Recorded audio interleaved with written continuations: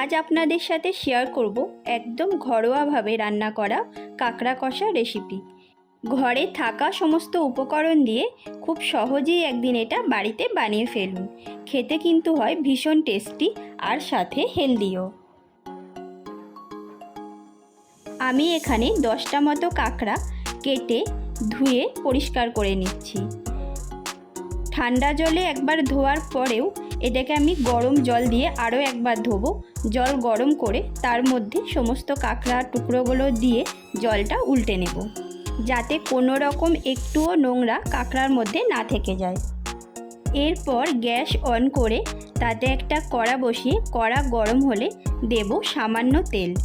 তেল গরম হলে গোটা গরম মশলা আর 2টো তেজপাতা দিয়ে একটু নেড়ে নিয়ে দিয়ে দেব আগের থেকে কেটে ধুয়ে পরিষ্কার করে রাখা আলুর টুকরো। আমি এখানে রান্নাটা খুব কম তেলেই করব। আপনারা রান্নাটা একটু স্পাইসি করতে চাইলে আরও একটু বেশি তেল দিতে পারেন। অল্প লবণ দিয়ে আলু 2-3 মিনিট ভাজা হয়ে গেলে আলুর গায়ে একটা ব্রাউন কালার আসলে দিয়ে দেব আগের থেকে স্লাইস করে কেটে রাখা পেঁয়াজ। আলু আর পেঁয়াজ যেই সময় ভাজা হচ্ছে এই সময় আমি 1 ইঞ্চি মতো আদার টুকরো সাথে 8-10 কোয়া রসুন নিয়ে খুব মিহিভাবে থেতো করে নেব। পেঁয়াজের কালারটাও হালকা ব্রাউন হয়ে আসলে আদা রসুনের পেস্টটা দিয়ে আরও 2-4 মিনিট মতো ভালোভাবে কষিয়ে নেব। হলুদ ও লঙ্কার গুঁড়ো পরিমাণ মতো দিয়ে 2 মিনিট নাড়ানাড়ি করে আদা রসুনের কাঁচা গন্ধটা চলে গেলে দেব পরিষ্কার করে রাখা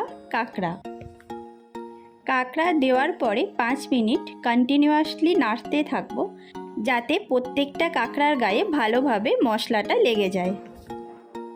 স্বাদ অনুসারে 4-5টা কাঁচা লঙ্কা এবং একটা মিডিয়াম সাইজের টমেটো দিয়ে 1 মিনিট মতো নেড়ে ঢাকা দিয়ে দেব।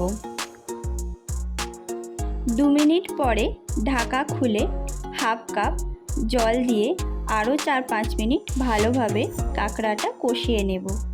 তারপরে আবার ঢাকা দেব। একদম মিডিয়াম ফ্লেমে 2-4 মিনিট পর পর ঢাকা খুলে একবার করে কাঁকড়াটা নেড়ে একদম জল শুকিয়ে যাওয়া অবধি রান্না করে নেব। জল একদম শুকিয়ে এসছে, আলুও প্রপারলি সিদ্ধ হয়ে মেল্ট হয়ে গেছে।